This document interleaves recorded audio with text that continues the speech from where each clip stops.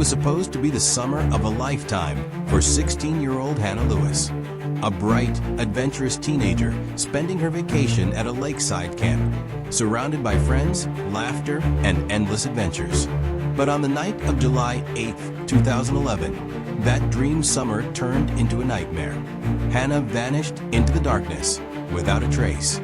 The only thing she left behind were a single flip-flop lying near the water's edge and her phone, face down in the dirt with its screen cracked. No one knew it at the time, but a mystery had begun that still haunts Crystal Lake more than a decade later. Hannah had been at Camp Crystal for almost 2 weeks. The camp, nestled deep in the woods, was famous for its rustic cabins, warm bonfires, and hiking trails that seemed to go on forever around the shimmering lake. For Hannah, it was freedom.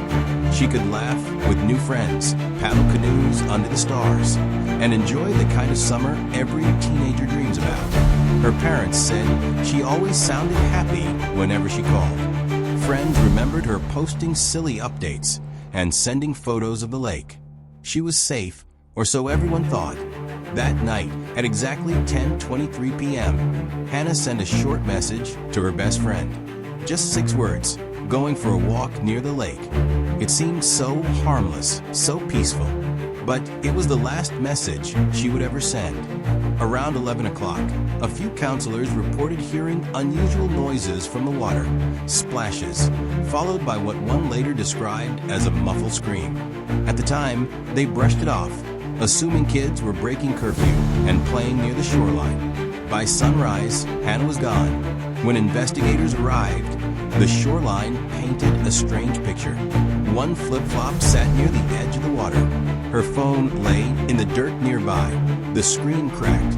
There were no footprints, no drag marks, no signs of a struggle. It was as if Hannah had stepped out of the world and simply vanished. The disappearance sparked one of the largest search operations the county had ever seen. Drones scanned the treetops, K9 units tracked possible scents along winding trails, and divers searched the depths of the lake. Volunteers formed long lines, combing through the forest floor inch by inch. Days turned into weeks, but not a single trace of Hannah was found. Detectives interviewed dozens of campers and counselors. No one reported seeing Hannah after 10:30 that night. The case seemed frozen in time until they stumbled on something unusual. At the far edge of camp, well away from the cabins, they discovered an unassigned fire pit. The ashes were still warm, as if someone had been there recently. Buried in those ashes was a half-burnt sweatshirt. Tests later confirmed it was Hannah's, who had been out there that night. And why would anyone want to destroy her clothing? As the weeks dragged on, rumors began to swirl. Some whispered that Hannah had drowned in the lake. Others leaned into the old campfire legend. A man said to live deep in the woods, watching campers from the shadows. But detectives soon found something far more disturbing.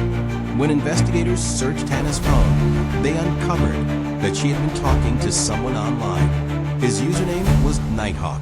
Their last conversation took place the very night she disappeared. His final message to her was chilling. "Come meet me by the water." The IP address traced back to a public Wi-Fi hotspot near camp. But there were no cameras in the area, no eyewitnesses, and no way of knowing who NightHawk really was. Had Hannah been lured out by a stranger? Or was it someone she thought she could trust? 2 months later, hikers stumbled across something terrifying deep in the woods. Hidden among the trees was a makeshift shelter built from tarps and old boards.